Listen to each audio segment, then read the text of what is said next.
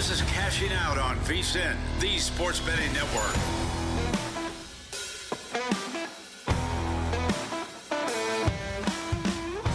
All right, let's have some fun. It's a new hour of Cashing Out with me, Joe Ceraulo. How could we not have fun? We're taking you into your weekend, Friday morning. Coming up, it's a blast. Final Four, San Antonio, Saturday. 2 great games, 4 great teams. I can't wait. We've got a locked and loaded slate on the diamond. Been a bit of an up and down, bumpy week betting baseball. Got in the win column in a big way. Houston at Minnesota. Astros spoil a Twins season opener. First time all year the Astros have scored 4 runs. Kind of wild. Took them 7 games to put up a 4 spot. Hunter Brown looked sensational. We talked about that pitching matchup, Brown versus Ryan. By the way, shout out to our guy Tanner Kern, content creator, DraftKings Sportsbook, comes on Wednesday night. Gives out under 7.5 in that game. Gets to 5-2 pretty quick. Under 7.5 holds. Lands on 5-2. Lands on 7. Brown and Ryan looked great. Both got over their K props, but they were so heavily juiced. Laying 50, 60 cents each for the over 5.5. They both got there. Maybe a parlay would have been the move, but couldn't get there on either one straight. Took the Astros money line plus $1.15 at close. Cha-ching. Cashed out. 5 games Thursday. Believe we've got 13 or 14 Friday. Couple weird off days on Friday. Make it make sense, please. You know, the Astros and Twins, home opener Thursday. Let's carry momentum into the weekend, Rob Manfred. Nope, day off Friday. Come on, Friday night, Minneapolis, play the damn games. I hate this day off after the opener, after the home opener. Friday should never be a day off in Major League Baseball, but plenty of other games to choose from. We're going to get there. We're going to get to the Final Four bets. We've got some great guests this hour you're going to hear from, including VSiN's own college hoops expert, also baseball betting aficionado, Greg Peterson, who's going to join the show in about a dozen minutes or so. Let's look at this Friday slate because I love some of these pitching matchups. Jack Flaherty, back with the Tigers. They're sellers at the deadline last year. Unbeknownst to them, they'd go on a run to make the playoffs. Send him to the Dodgers. He gets a ring. Now he's back in Detroit. He's taking on the Chicago White Sox. Not sure if we've got a prop market yet in that game, but let's take a look at Flaherty, see if there's anything there that stands out to me. Was looking at Yankees Pirates, Max Fried, Mitch Keller, both of their K numbers, about 5.5. Yankees last 3 games averaging over 12 Ks per game. That surprised me. Pittsburgh, so far on the season, averaging about 9.5 Ks per game, 10 per game in their last 3. Both Fried and Keller sitting there at 5.5. Keller actually plus money to the over in that one. Something worth looking at. You got some of your notable pitching matchups up on the screen. Eric Fetty. St. Louis got him at the trade deadline a year ago, going up against Walker Buehler. He gets the ball, Boston's home opener. 2 p.m. game in Boston. We said at opening hour of the show, we had Michaela Bennett on. Over under time for them to start drinking, 6:59 a.m. That's going to be a party at Fenway. Randy Vasquez, shockingly, threw up a blank on the Braves in his first start of the season. Now he goes opposite Shota Imanaga in Wrigley. Imanaga's looked great to start. Cubs heavy favorites against the undefeated Padres. Can't get there on how big of a favorite Chicago is. Maybe find a better price. We talked about it with the Braves earlier in the show. Looking at those alternate markets, instead of, Cubs money line, maybe you take the Cubs to not bat in the bottom of the ninth, meaning Cubs in regulation, essentially, that they win, but not in extras. Especially if you don't want to lay the run line, it's a good alternate market to toy around with. We'll get you a price on that here shortly. Blue Jays Mets, Kevin Gausman. Great pitcher, getting a little long in the tooth, had a very respectable first start. He was amazing in 2023. I expected a massive 2024 out of him. Crapped the bet a year ago. Good first start of the year. Going up against Tyler McGill, who had a great first start of the year against the Astros from my Mets. Mets laying $1.40 in their home opener in Queens, taking on our friends from up north. When I get to Flaherty, but also when I get to the Cubs and Padres, because Imanaga, I'm not loving the lines on his props. K prop is 4.5. I'd go over, but I don't want to lay 40 cents for it. Now, if you go 6 or more Ks, which is tricky because San Diego, early in the year, but they're striking out less than any other team in baseball. 5.7 Ks per game for the Padres through their 7-game win streak. So that's for a full 9 innings. Asking Imanaga to get 6 Tall task. I would take him 6+ Ks against virtually anyone else. Don't know if I can get there against San Diego. That'd be plus $1.50, whereas over 4.5 would be minus 140. Now you look at this alternate market, and the Cubs to not bat in the bottom of the ninth is a pick'em. Now, because DraftKings has kind of monopolized this market, I don't know of too many books, if any others, that offer it. It's juiced 15 cents each way, not your typical 10. So they kind of get you there on the juice. But minus 115, certainly a lot better than paying 75 cents for the Cubs on the money line. Something worth looking at. By the way, folks, when it comes to baseball betting, best prices, and this is not a paid promo, this is not an ad, I'm not looking at the paper, Circa, right behind me. When it comes to baseball betting, keep that in mind. If you're in a state where you can use Circa, their prices are the best. They take the least amount of vig, least amount of juice compared to these other books. Nothing disgusts me more than when I look and I see 15 cents in each direction. Live betting, that's the norm. Pre-flop, that's criminal. I still would rather do that than lay 75 cents with the Cubs, though. I mean, Imanaga's pitching makes you also look at the first 5, but you know that's going to be even more heavily juiced than the full game money line. So you look here, Cubs first 5, all right, 75 cents, same juice. First 5 run line for the Cubbies, 15 cents, same as to not bat bottom of the ninth. So you can look first 5 run line. You can look Cubs to not bat bottom of the ninth. I have some trust issues with the Cubs bullpen, among other things in other areas of my life. So all things that we're going to keep our options open regarding. If you can't tell, I like to keep my options open. Let's take it back to Comerica. Tigers, White Sox. It might be time to start fading the White Sox. Although, hey, I think they're tied for first, 2-4 in the AL Central. Jack Flaherty's K-prop, 6.5 in this one. It's a little high. Plus $1.05, best price out there. That's courtesy of DraftKings. Outs recorded 17.5, but you're laying 50 cents. I don't like that. Can I get an earned run number? 1.5, minus 20 cents to the under. Let's see what Flaherty did last year. He was in the AL Central with Detroit. Faced the White Sox quite a few times a season ago. See, this is the great thing about this time slot. We do the handicapping together. We walk through the process together. 6.5 strikeouts, a little high this early in the season, you know? 17.5 outs recorded. I'll get to the counter on that. But, you know, I mean, he went 5 2/3 against the Dodgers. Way friskier lineup. And by the way, he ran into a little trouble in the 6th. He was economical as hell. Only 83 pitches to get 17 outs against the Dodgers. You duplicate that, you're going over against the White Sox, but paying 50 cents, it's a lot of juice to lay this early in the year. Let's look at 2024 against the White Sox. First start of the season, 6 innings, 1 earned. Boom. Under on your earned runs. He had 7 strikeouts. Wow. The lines in this one are all duplicating what his first start last year. 6 innings, it's 17.5 outs. 1 earned, it's 1.5. 7 strikeouts in that March 31st start a season ago. His number is 6.5. That's pretty funny. Second time out against the Chi Sox, 5 2/3, also 1 earned, 8 Ks. So 2 starts against the White Sox, 15 Ks, 2 earned. How are the White Sox? They're not striking out much this year. Again, it's early. But they rank 7th in strikeouts, 7 1/3 per game. So I'm going to stay away from the K prop. I'm looking either under on the earned runs, under on 1.5. The outs recorded. I like him to go 6. I just don't like laying 50 cents. If I'm going to lay heavier juice on anything Friday, it's probably going to be the money line. It's probably going to be the Dodgers money line at Philly. That's where you can get me to lay 40 cents, I think. Yamamoto against the Phils.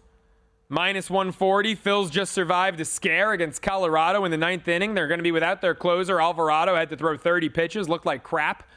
Now, they've got a deep bullpen. Romano, Kerkering, Strom. The Phillies have a really strong bullpen. I think it's why I like them in the NL East. But Yamamoto on the bump is probably enough to get me to lay 40 cents with the Dodgers money line. They're just a wagon. I don't see a world barring some, sensational injuries, and I say sensational with a very negative connotation there. I don't see a world in which the Dodgers don't break the Mariners' record of 116 wins.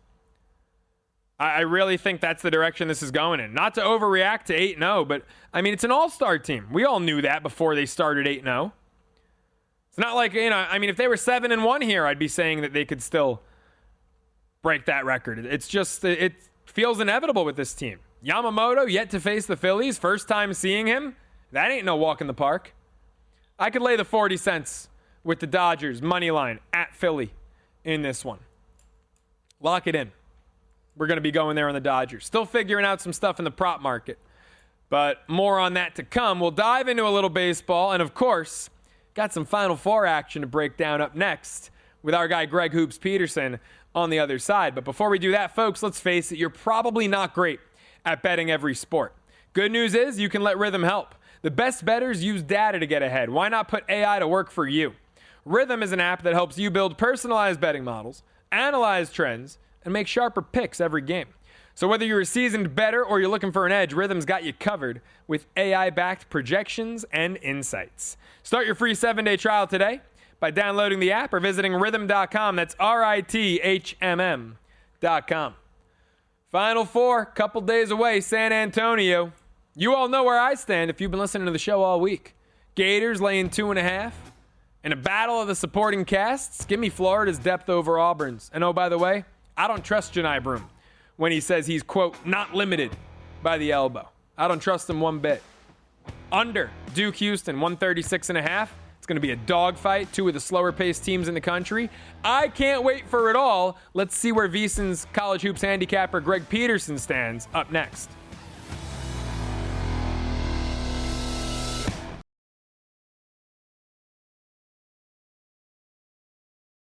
Welcome back to Cashing Out here on VSiN, the Sports Betting Network.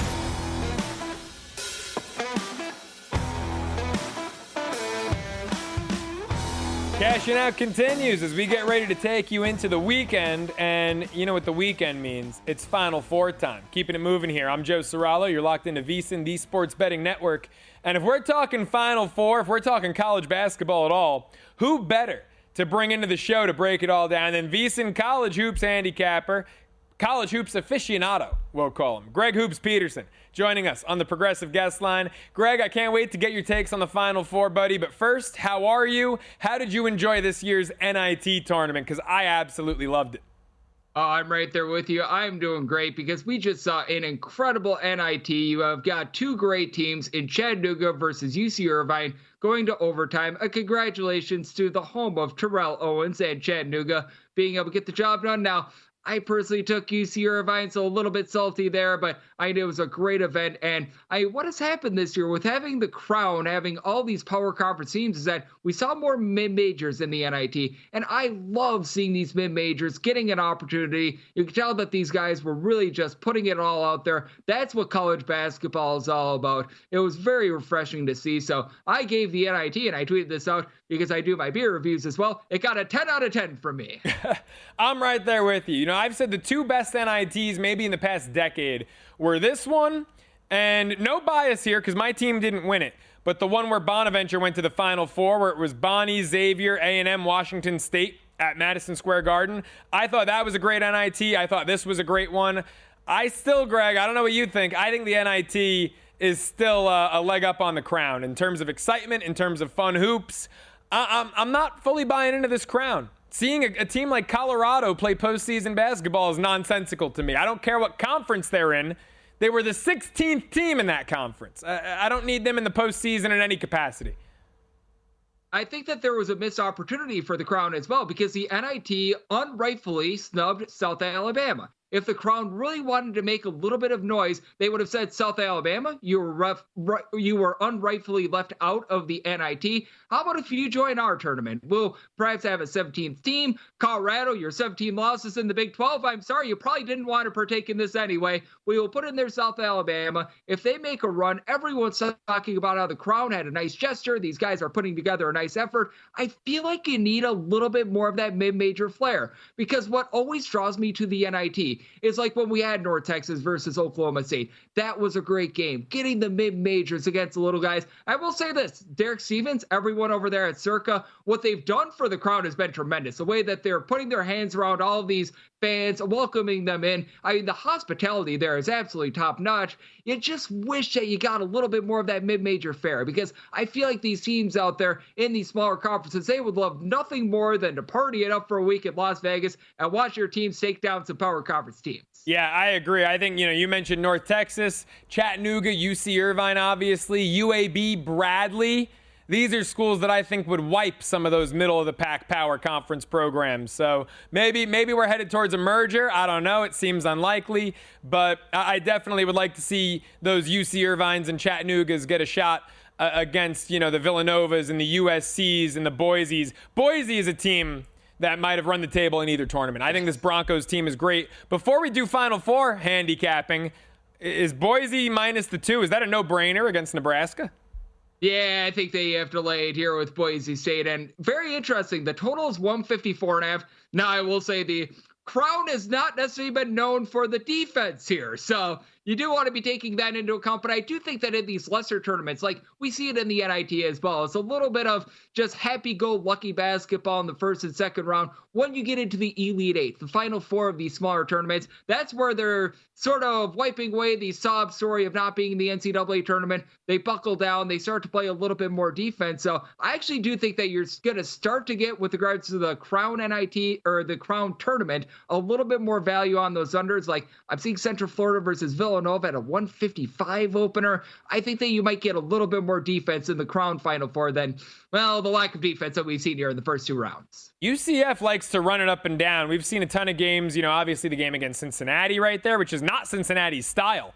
Got up to the 80s. We've seen UCF do it with Kansas. Nova just won a low-scoring one against USC. So those are going to be some contrasting styles. Will be interesting to watch. Let's get to the Final Four, though. Let's get to the main event. Florida, Auburn, the appetizer to Duke Houston. What do you like there, Greg? I'm on the Gators laying 2.5. Yep, I did set my initial handicap at minus 2.5 with Florida, and I've actually seen one or two straight twos pop up. I'm seeing one at the South Point, which obviously that's a book out here in lovely Las Vegas. But that said, if I had to play it right now, I'd rather lay 2.5 with Florida rather than take 2.5, mainly because the G&I Broom injury is something that is very much worth monitoring. And I'm considering pushing my number up to a 3.5 if we continue to see these not so great reports of G&I Broom not getting out there on the practice floor, not being able to partake, because I just don't think that he's going to be 100%. The more that I look at that injury situation, the more that I'm concerned. And that's really the one way that I think that Auburn could be able to hold in this game. Because keep in mind, when these two teams played in the middle of February, Elijah Martin, the number 2 scorer for Florida, was not out there. Micah Handlogden, who's been a really good rebounder for Florida, he had yet to burn his red shirt. He was still redshirting. They went on the road, won that game by 11 points. I just don't know how Auburn, with Florida being at less than 100%, losing that game, bounces back with a banged-up G&I Broom and is able to get that revenge. I know that this is an Auburn team that's been so efficient all season long, but I do think that Florida, for lack of a better term, just matches up really well. Feels like they've got two of everything. I'm with you. If I had to play it right now, I'd be in on the under, and I'd be willing to lay that 2.5 with Florida. Yeah, my logic, look, and I've had enough time to dive into this deeply all week, so I won't take time away from you. But Florida's deeper, and offensively, they're more prolific. Auburn, I think, is just as, if not more, athletic. But I just don't think that they have as many shooters, past Broom's scoring ability, and then Pettiford, really their lone guy I trust from the outside. I have trust issues with Auburn from beyond the arc. How about the other game? Duke, Houston, what's your best bet here? Is it a side or is it a total? I do like the +5.5 with Houston. I think that this is a case where Duke has just not really been challenged too much all season long, because in the ACC, they just ran through all these teams. They were able to win by 20, win by 25. We haven't really seen them in a nip and tuck spot. Though that game against Arizona did end up being a single-digit game, and Arizona did cover that game, Duke was up for much of that game by 15, 17 points. Arizona puts together a nice bonsai charge late, but it was too little too late. And for Duke, I think that they're going to be just dragged in the mud a little bit more, which is why I do like that 137 under as well. But I think that Houston plays a very similar brand of basketball to Clemson. Clemson is the last team that knocked off Duke. With Clemson, they're able to bury their threes. They generate quite a few turnovers. They play slow and controlled. Houston, one of the slowest teams in all of college basketball, number one in points allowed on a per possession basis, top 5 team with their 3-point shooting. That's going to be hard to match up with. You've also got a bunch of, shall we say, younger guys for Duke, a lot of freshmen, a lot of sophomores going up against the grown men of Houston in the home state of Texas. So I'm going to take the points with Houston. That's a terrific point, Craig. And I brought that up earlier, that this Duke team, with the NIL and the transfers, we're seeing older teams. Auburn is just on average their starting 5, a year younger than the Oklahoma City Thunder's starting 5. We're seeing older teams. Duke still built mainly on underclassmen, and I think Kelvin Sampson's experienced and really just tough bunch is going to challenge them. I haven't bet it yet. I'm with you. I'm waiting to see the best price that I can get really up until tip-off by taking Houston plus the points. I have locked in the under already. Are you on the under as well?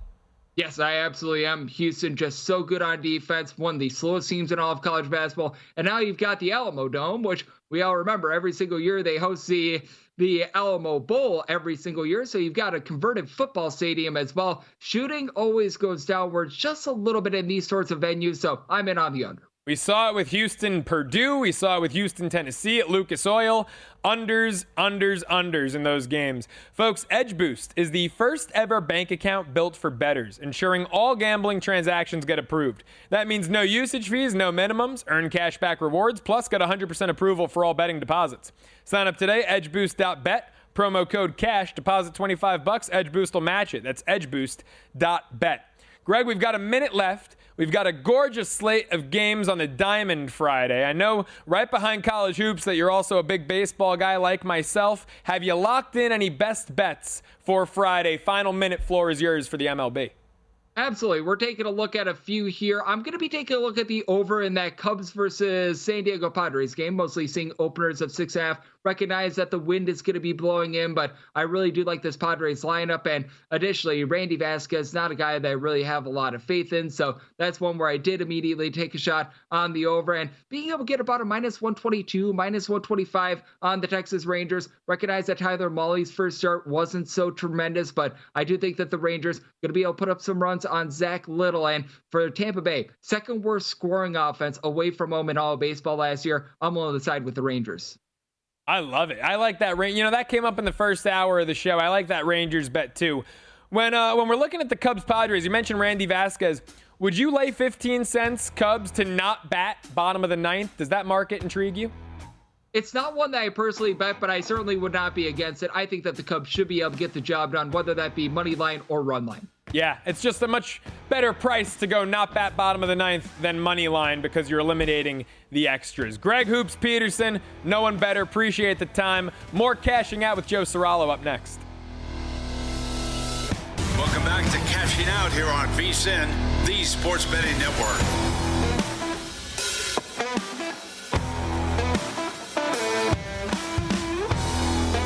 Cashing Out continues here on VSiN with me, Joe Ceraulo, taking you through the late hours of your Thursday night into your Friday morning, into the weekend. I can't wait. We're going to have Final Four basketball in San Antonio. Who better to welcome into the show to break it all down with than our friend from the Sports Gambling Podcast Network, Ryan McIntyre, joining us here on the Progressive Guest Line. And Ryan, we've got a lot of Final Four hoops to get to, but before we do that, I was really praising the NIT earlier in the program. I thought this year's tournament was one of the best in recent seasons, and Chattanooga emerging victorious over UC Irvine, the comeback win.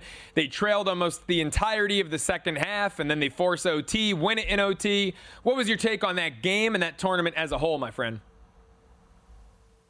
Honestly, it was the best NIT I can remember, to your point, Joe. I thought the games were very well played. I thought it was well coached. There was no really opt-outs either. And I think maybe a little bit with some of the teams that may have been in the NIT going over to the Crown, opened up a couple more mid-major spots.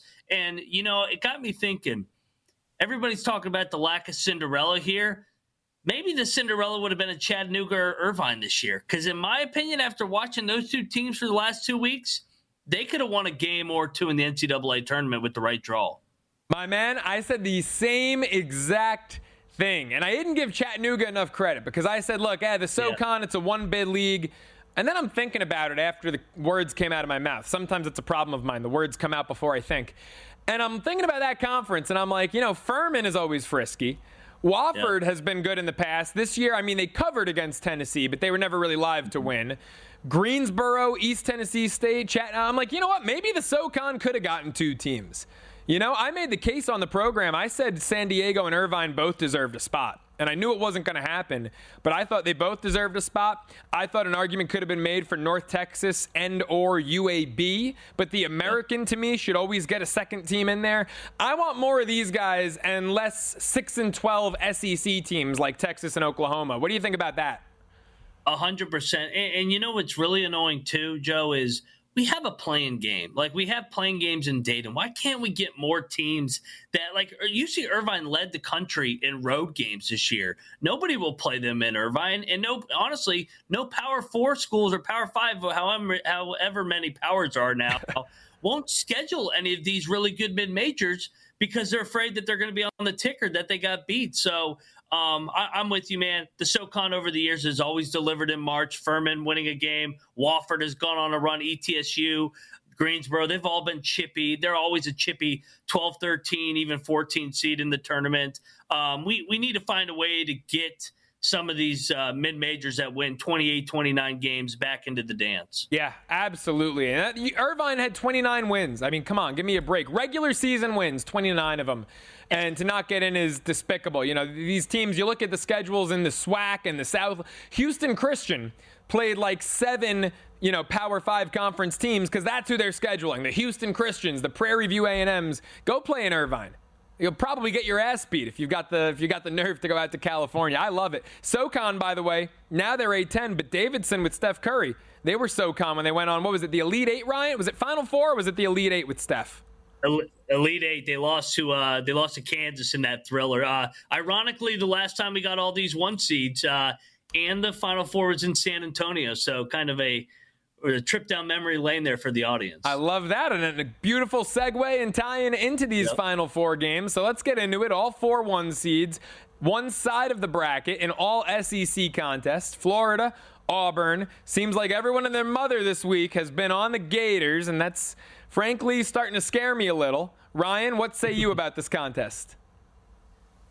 Joe, early in the week, I think I did like Florida, but and I even talked to Hoops Peterson, and he threw me the ball, and I said, I like Florida right now. But the more I went back and watched that first meeting, Elijah Marta was a game time scratch with an injury, and Auburn just didn't play very well that day. They had won 13 in a row. They kind of got caught sleepwalking, I think, a little bit, let their guard down. This is when Auburn was playing out of their minds for the first 3 months of the season.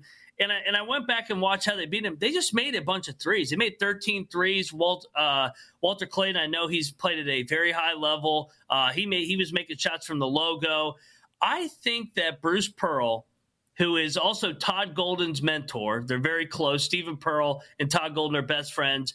I think he's going to challenge his guards to really make this game physical with the Florida guards. All I've heard all week is how good these Florida guards. Well, the Auburn guards are pretty damn good too. I think Mazzara, Kelly, Denver Jones, and then the X factor I think is Pettiford off the bench, who's been big in these big games. I think Auburn's going to get him in a rematch here. So the more and more I think about it, I'm going to take the old man, Bruce Pearl, over Todd Golden in a rematch. And it is weird looking at the line here. February 8th, when they played at the Jungle, Auburn was laying 11. Now they're a 2.5-point dog.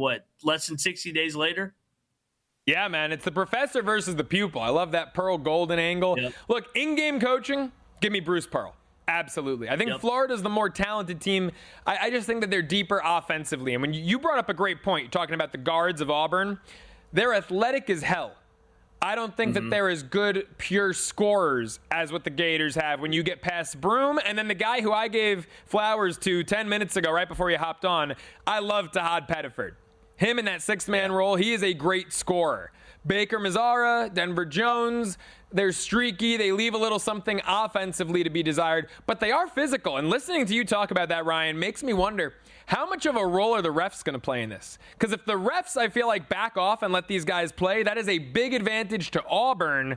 But if the refs are calling ticky-tack stuff, then I think that's how the Gators would get in control.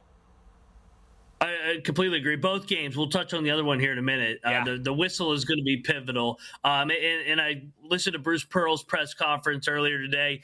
They tried to run and gun with, or attempted to run with Florida the first time and kind of got run out with all those threes and the high variance. I think they're going to play more through Broom. I know he's banged up, but he's been banged up since January. He's got 6 days. They're going to shoot him up with God knows what drugs. I think he'll be fine. I worry about them on the short term Monday night if they get there.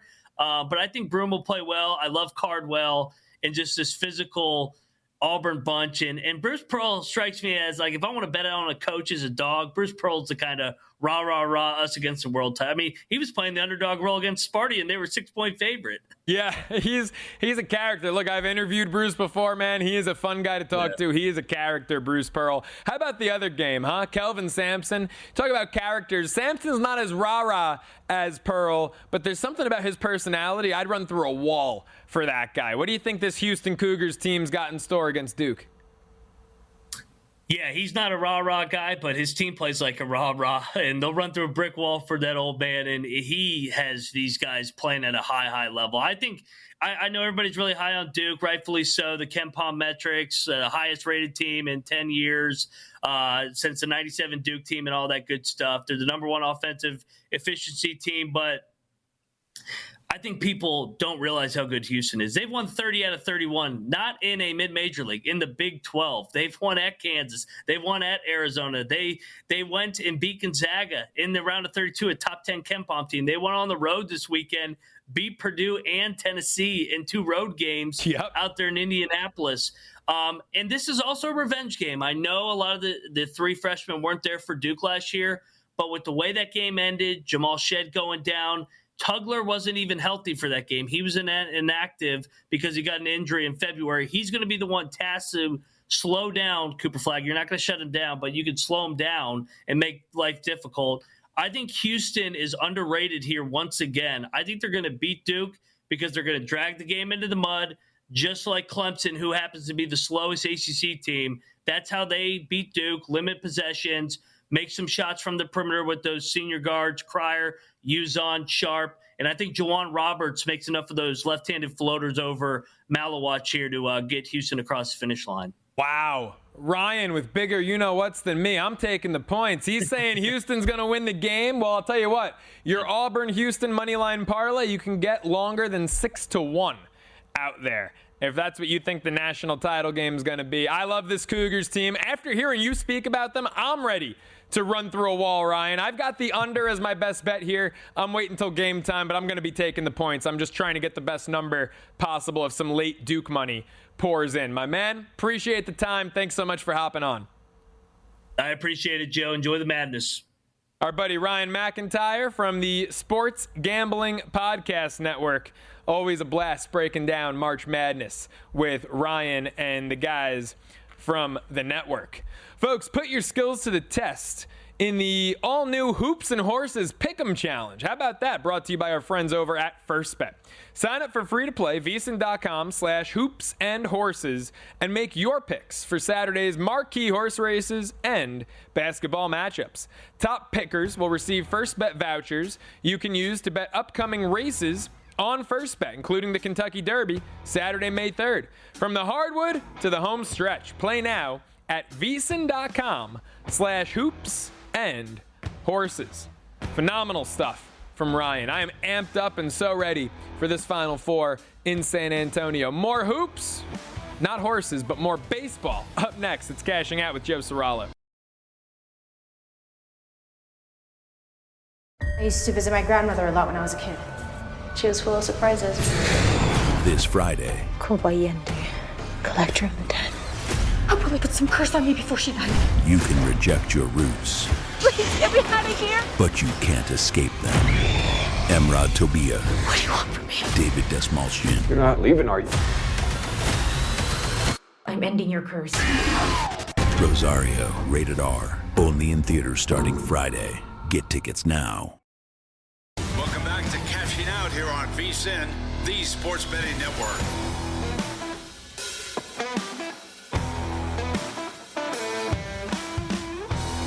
All right, Cashing Out continues with me, Joe Ceraulo, getting you ready for your weekend, taking you all the way up to and into your Friday morning here on the program. We've got some best bets to get into for Friday and for the weekend as a whole. I can't wait to dive in. MLB, Final Four, you name it, we're betting it here on Cashing Out. But folks, you've got to get more than just the best bets of myself here on Cashing Out. You've got to get best bets from all VSiN hosts, all VSiN guests, our terrific betting guides. How do you do that? Good news. Our VSiN Summer Special is here. From Augusta, Georgia to the NFL Draft, the MLB season's underway, NBA, NHL playoffs around the corner, plus the Kentucky Derby too a month away. VSiN Pros got you covered all summer long for just $59. Sign up now. Get expert picks, including all of our best bets for the Masters, exclusive betting splits from DraftKings and Circa, 24/7 video access on the VSiN Watch app, plus our Kentucky Derby betting guide and NFL betting guide when it drops this summer, setting you up for a profitable football season. Every sport, every edge, one price. Get full VSiN Pro access now through August 1st, just $59 at VSiN.com/subscribe. That's VSIN.com/subscribe. I teased best bets. I mentioned best bets. Let's get to them. It's time for the VSiN Daily Morning Bets. We're starting the morning bets with a morning baseball game, at least out here on the left coast. 10 a.m., first pitch, Jack Flaherty and the Tigers against Jonathan Cannon and the White Sox. Brought this game up earlier during Cashing Out, was mulling the variety of ways to bet Flaherty, was looking outs recorded, 17.5. Do I like the over? Yes. Do I like the price, minus 50 cents? No. 6.5 strikeouts. Was debating that, but it's a lofty total for this early in the year. He got 7 Ks against the White Sox March 31st a year ago. However, the White Sox this year look a little different. I'm not saying they're good. Maybe a little frisky is the word to use for them. They're not striking out much. Small sample size, 1 week, but bottom 7 in terms of Ks per game, or I should say top 7 in terms of fewest Ks per game. Only striking out about 7.3 times per game. So what I settled on was Jack Flaherty under 1.5 earned runs. Laying 20 cents here, I'm okay with that. You look at what current White Sox hitters have done against Flaherty, the answer is not much. 2 starts last year against the Southside Sox when he was a Tiger before they traded him to the Dodgers. He went 11 2/3 innings, allowed 2 earned, 1 in each start, struck out 15. It was pure domination for Flaherty against the Chi-Town Sox. They're 8 for 40 against them, just 2 extra base hits, 12 strikeouts. So that's what? About a 28% K rate. Slugging 300 flat, OPS under 540. These White Sox hitters simply don't fare well against Flaherty. Give me the under 1.5 earned runs for Jack Flaherty against the White Sox. Now we're heading east. D.C., nation's capital. Brandon Pfaadt on the bump for Arizona. You've heard me talk about this kid a few times. He's young. It's year 3. He is inconsistent. That much I will say. He has great stuff. He has plus stuff. He is streaky. He runs hot and cold. He's not the most consistent. When he's on, though, damn is he on. And you talk about a young guy. This is a really young Nationals lineup. You know, Dylan Cruz, James Wood, they've got talent, they've got promise, but they're young, and boy, do they chase. Look at these guys. First off, Nathaniel Loud, not that young. He was the guy they acquired from Texas. In 23 at-bats, he's got 7 hits. He's hitting over 300, but he's got 13 strikeouts. That's well over a 50% K rate. James Wood, 11 Ks in 23 at-bats. Dylan Cruz and Paul DeYoung each are striking out over 50% of the time, like Lau. Cruz, yet to get a hit. He's 0 for 18 with 10 Ks. DeYoung, 4 for 18 with 11 Ks. This Nats team is near the bottom of baseball in Ks per game, ranking 29th with over 11. Give me Brandon Pfaadt over 5.5 strikeouts. Great price, minus 105. When he's on, he's on. Last year, he got his K numbers up from his rookie campaign in 2023. He's over a K per inning in 2024. Let's see if that carries over into this year. Nats have been striking out a ton. It's a young lineup. They'll chase. Give me Pfaadt over 5.5 strikeouts. Final bet on the diamond. It's my best bet on the diamond. It's also the juiciest. We're laying 40 cents. but we're laying 40 cents with the reigning world champs, with the 8-0 LA Dodgers, with the team that is going to eclipse the Seattle Mariners record mark of 116 wins in a single season. That's right, you heard me. The Dodgers are a wagon. There's no stopping them. It is the first time these Philadelphia Phillies will have ever seen Yoshinobu Yamamoto. He's unreal. He's a stud. He's on the bump opposite Jesus Luzardo, the former Miami Marlin. And I don't think the Dodgers are going to struggle all that much with Luzardo. Brutal for LA. Freddie Freeman just went on the injured list. That's never anything you want to see. But the rest of the lineup, frankly, without Freeman, has not skipped a beat. Current Dodgers hitters against Luzardo, 14 for 58. He's held them at bay moderately. It's a 241 average. OPS collectively right around 730. Mookie, 2 for 8 with an extra base hit. Ohtani, just 1 for 7. That one, a home run. I'm not worried about Ohtani's righty-lefty splits. He hits lefties just fine. Tommy Edman, 2 for 5. Couple extra base hits. Kike Hernandez, 2 for 7. Teoscar, 1 for 2. Small sample sizes. But this Dodgers lineup just has no quit in it. And this team, we talked about him. We had Josh Fisher on the program, Wednesday night's episode of Cashing Out. And Josh is terrific. And he pointed out the lineup, there's no easy out. It's an all-star team. The rotation's great. $100 million man after $100 million man. The best attribute of this team might very well be its bullpen. And its bullpen isn't even fully healthy. Gratterall's still on the shelf. But they've got Scott and Yates and Trinan. And this bullpen is terrifying. I've said they should be illegal. Josh, what did he call them? Amazon? Because you know it's coming? I mean, they can't be stopped. They're inevitable. This Dodgers team is so good. And I have no problem laying 40 cents. That's kind of my limit to lay 40 cents.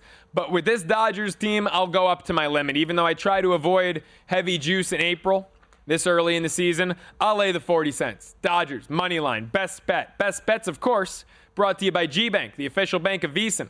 G-Bank's up in the ante, folks, with up to a $750 bonus for new G-Bank Visa Signature Card customers. First, new customers who spend $1,000 on eligible purchases within 90 days from the account opening receive a $250 bonus. Additionally, if you spend $50,000 on gaming and sports app loads within the 30 days of account opening, you'll receive another $500 bonus. That's potentially a $750 bonus. Apply now. VSiN.com/GBank. That's VSiN.com/GBank. Subject to credit approval. Terms and conditions, of course, apply. 3 more bets, and they're all in the final 4. Now, look, 2 of these I've given out already earlier in the week, so I'm going to reiterate. One of them I'm making official, finally, as the week of Cashing Out with Joe Ceraulo concludes. First, Florida-Auburn. As soon as this line was released last Sunday, ran to the counter to lay 2.5 with the Gators. I think this Florida team is more complete than Auburn. They're deeper. They have more prolific scoring options. Auburn's athletic as heck and can stifle them on defense. But how physical will the refs allow Auburn to be? If these officials in San Antonio are quick with the whistle, Florida's going to have a huge edge there. Because if Auburn can't out-physical Florida the way that they out-physicaled Michigan State, they can't shoot with Florida. Outside of Broome and maybe Pettiford, they just don't have the offensive depth. Florida's got scores on scores. I'm laying 2.5 with the Gators. Duke Houston, best bet under $136.5. You got 2 teams that are bottom 100 in the nation in pace. Duke, young, little inexperienced, albeit as talented as any. Houston, they've got the veteran dogs. It's a Kelvin Sampson team. Whether Houston wins or not, they're going to control the pace. Jawan Roberts going to be so instrumental with Duke's size advantage because they're going to have 5 of the 6 tallest guys on the court. But those guards, they're physical. They're relentless. They don't have quit on the glass, loose balls defensively. Give me the under and give me the Cougars plus 5.5. That's right. We're locking it in. I may wait until tip-off to try to find a 6, try to squeeze a 6 out. But it's the last episode of Cashing Out until the game. So let's lock it in. We're taking the Cougars plus 5.5 against Duke. And we're taking them for all those reasons I just listed that I'm taking the under. They're relentless. They're going to be on the ground after loose balls. They're experienced. They're leaders. And like Kelvin Sampson said, the best thing this Houston team does is play as a team. They're going to give Duke fits. Cougars plus 5.5 in San Antonio. That'll do it for the VSiN Daily Morning Bets. Good news, though, folks. The great content at VSiN never ends. How about VSiN by the books? Dave Ross, Jensen Lewis. Where else would you rather be? 7 a.m. Eastern on a Friday. Then a numbers game with our buddies Gil Alexander and Kelly Bidlin. 10 a.m. Eastern, followed by Money Moves with Stormy Bonantoni at noon Eastern right here on VSiN, the Sports Betting Network. Special thank you to our incredible producer, Jared Moore. Did a great job assembling the guest list and putting together a hell of a program. And the rest of our team behind the glass. Couldn't do it without them. That does it for Cashing Out with Joe Ceraulo. We're on a 69-hour break. See you Sunday night.